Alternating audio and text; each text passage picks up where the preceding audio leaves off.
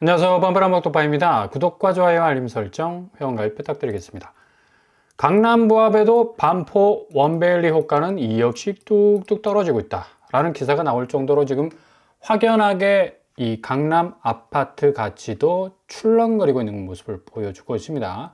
강남 아파트가 2주간 부합이라는 말은 실질적으로 체감적으로 느껴지는 하강 국면은 더욱더 크다는 얘기고요. 상급지도 이제 전형적으로 가격 조정기에 들어섰다, 본격적인 하락장을 알리는 그런 모습을 고스란히 나타내고 있다는 사실이죠. 레미안 원베일리 2990세대, 이 서초구에서 상당히 큰 대장 단지라고 말을 할 수가 있는데 3000세대 가깝죠. 60억 하는 34평 아파트가 51억, 거의 9억 정도 대폭 하락하는 모습 보여주고 있고요. 이 정도로 크게 거의 10억에 가깝게 하락하는 모습은 근래에 잘 보질 못했고, 그리고 원베일리 같은 경우는 계속해서 최고가를 찍는 그런 추세를 나타냈었기 때문에 이 정도 하락폭을 찍었다는 건 굉장한 의미가 있는 대목이라 할 수가 있겠습니다. 서초구 대체적인 거래가를 살펴보면 아크로 리버파크 역시도 대장단지 79억에서 70억, 어마무시하죠. 9억 8천 정도 하락하고 있는 추세. 레미안 퍼스티지 역시도 77억에서 69억, 8억 5천. 역시 이 강남권 아파트 이 가치가 상당 부분 문제가 많다. 이게 콘크리트 아파트가 평당 거의 1억을 넘어서는 그런 가치를 가지고 있는데 누가 이게 손쉽게 접근이 가능할 수 있겠습니까? 70억 하는 아파트라는 것도 조금 가치 결정에 있어서 이게 어느 정도 그 상승 국면을 좀 만들어가는 데 있어서는 거의 한계에 왔다. 이건 오를 대로 오른 가격 아닙니까, 솔직히.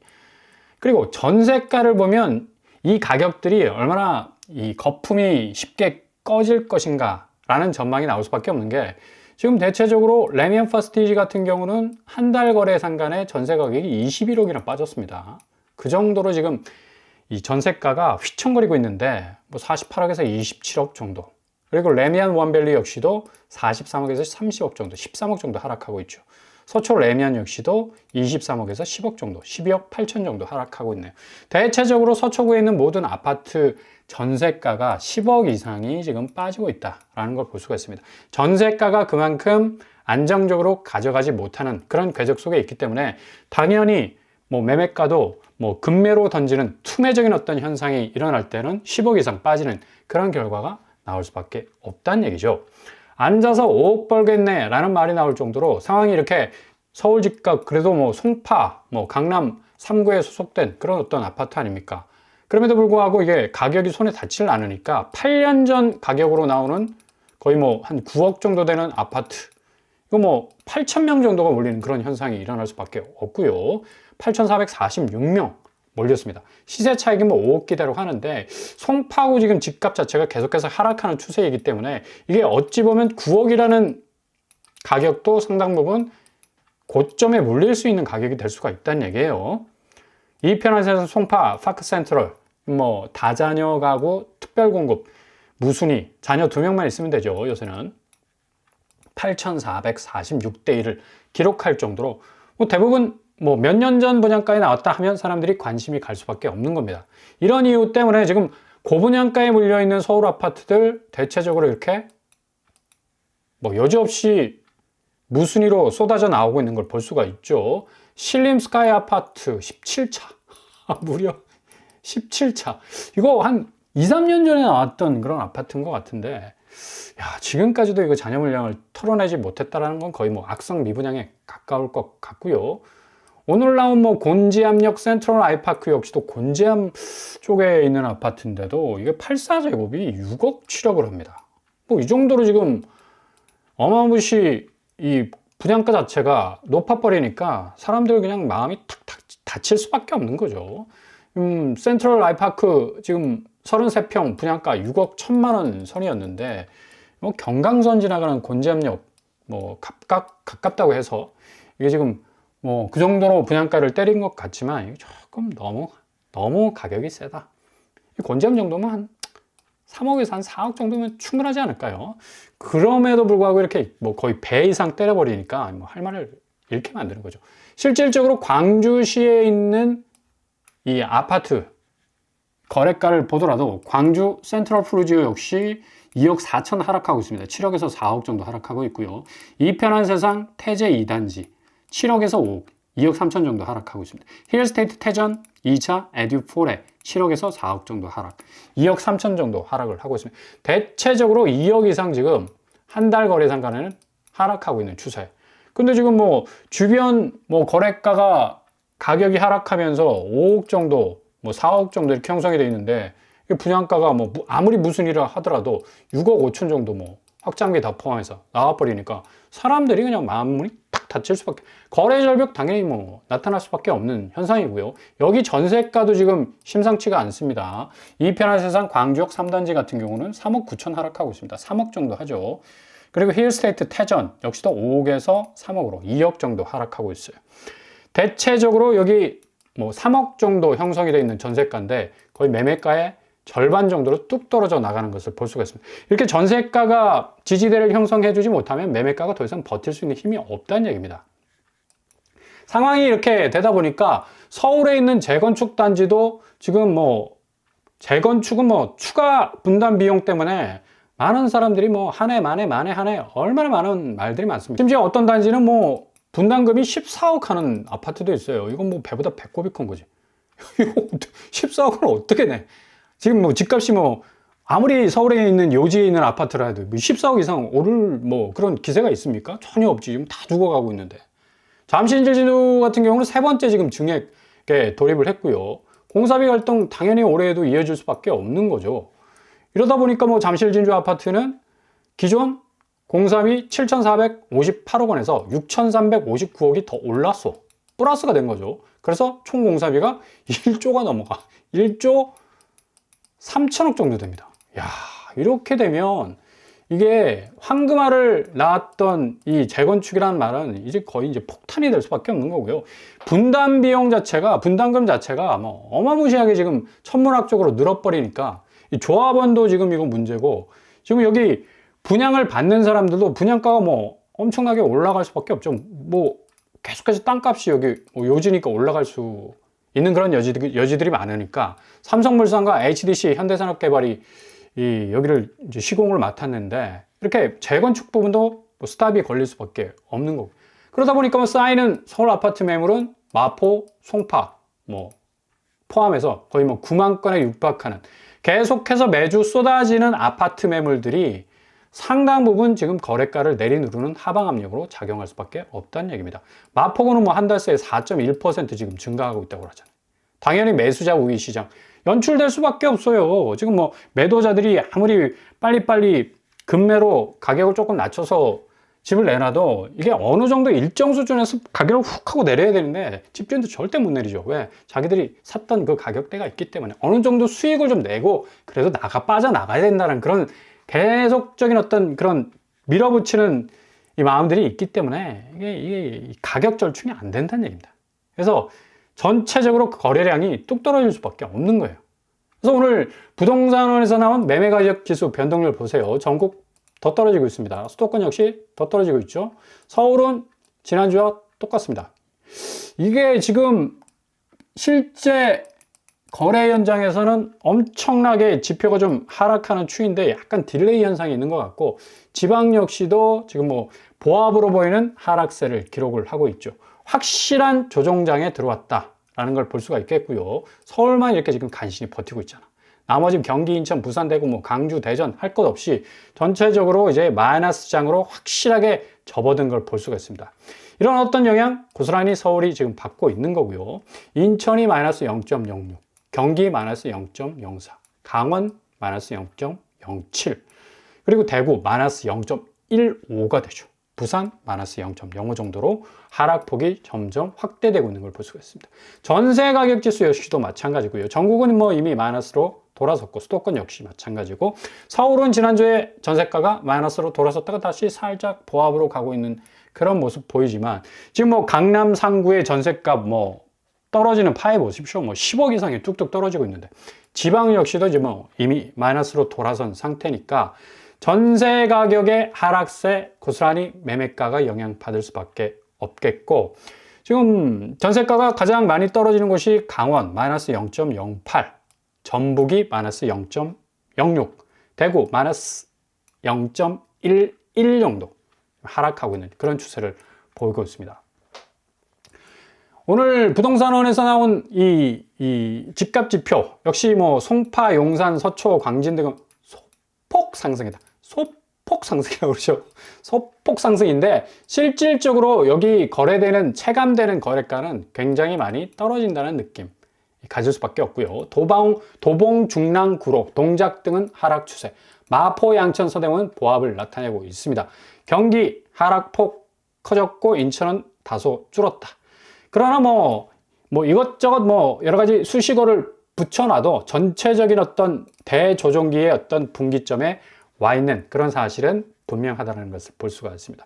그러다 보니까 국토부에서도 이렇게 조금 침체되어 있는 주택시장을 좀 끌어올려 보자. 젊은 사람들 청년주택 드림대출 2%대 금리 대출 해가지고 청년 희망 드림주택도 공급할 계획인데 이게 지금 부동산 시장 자체가 원활하게 돌아가지 않는 상황이어서 장기적인 어떤 플랜으로 가져가야 될 것 같고요. 지금 줍줍이라는 무순위도 이제 지역 제한 조건 등을 검토해서 이제 무주택자만 자격을 갖출 수 있는 것으로 바뀔 예정으로 보입니다.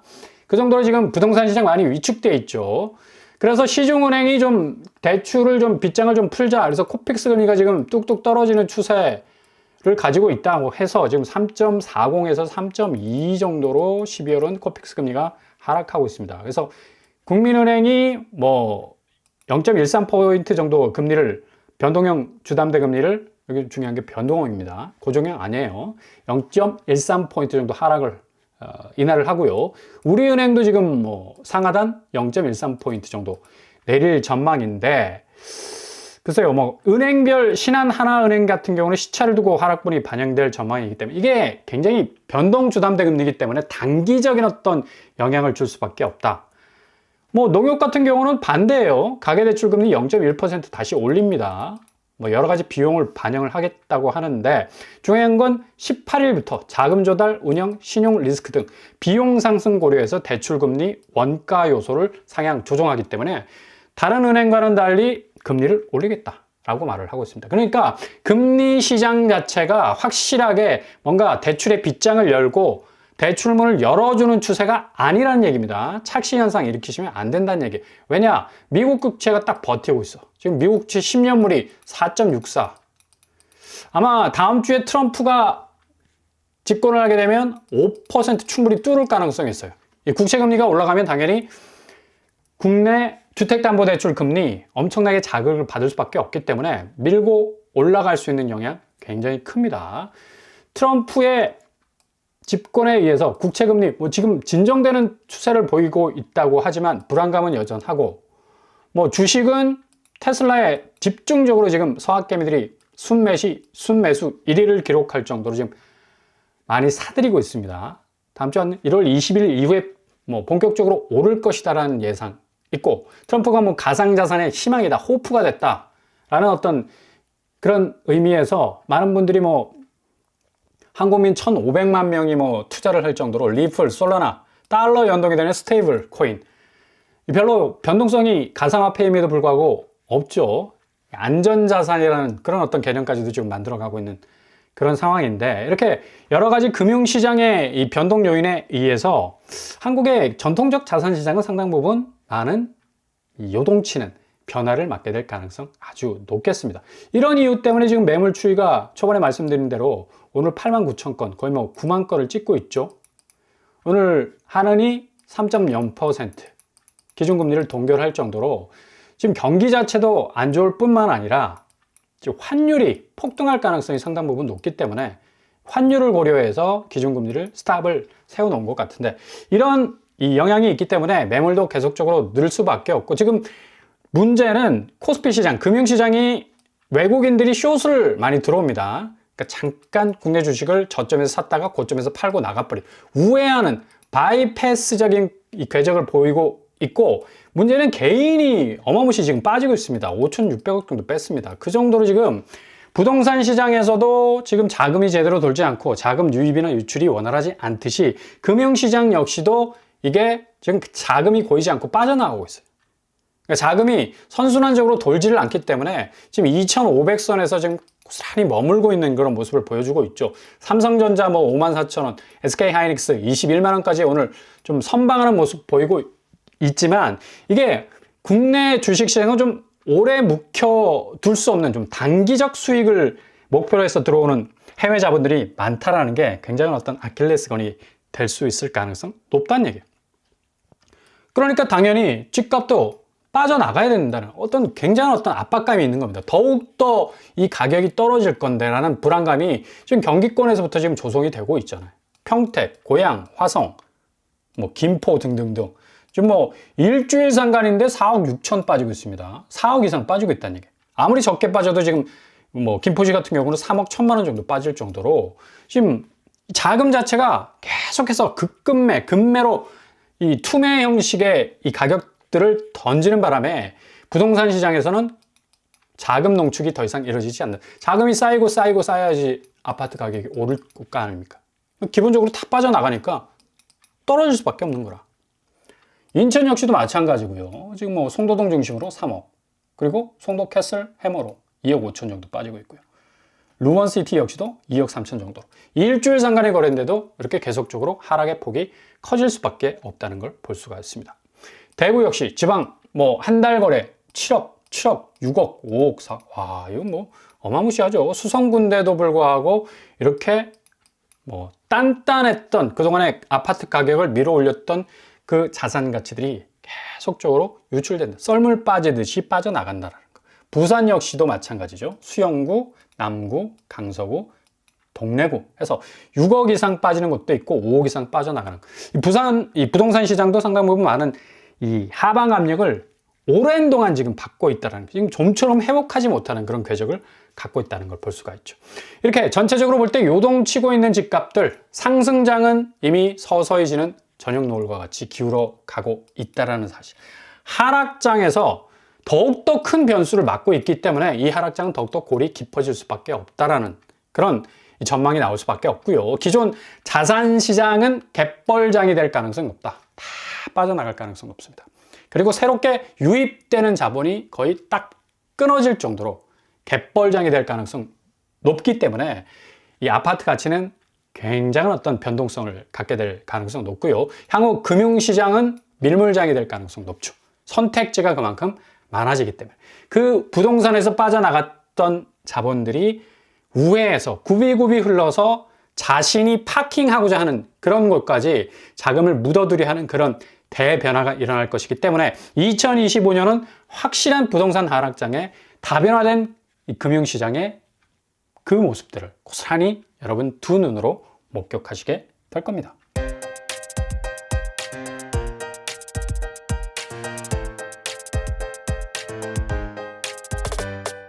오늘의 부동산 캐리커처, 요동치고 있는 집값을 우리가 볼 수가 있습니다. 이게 막 집값이 올라서 요동치는 게 아니라 엄청나게 많은 변수들이 동서남북에 지금 둘러싸여 있습니다. 미국의 뭐 국채금리, 그 다음에 환율, 달러 강세, 그리고 무역의 대변화 등등등, 한국 경제의 펀더멘탈 문제, 또 한국 시장의 금융시장, 코스피의 약화, 이 모든 것들이 전체적으로 기존 아파트 시장을 갯벌장으로 만들 가능성이 높다. 다 빠져나갈 수 있는.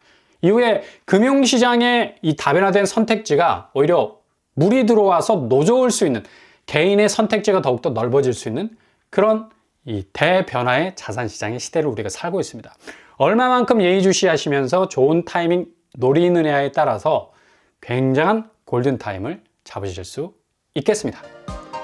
올동원합니다. 항상 여러분의 길이 꽃길만 되실 수 있길 바랍니다. 이상으로 5번 바람 먹기 똑바로 마치겠습니다. 구독과 좋아요 부탁드립니다. 감사합니다.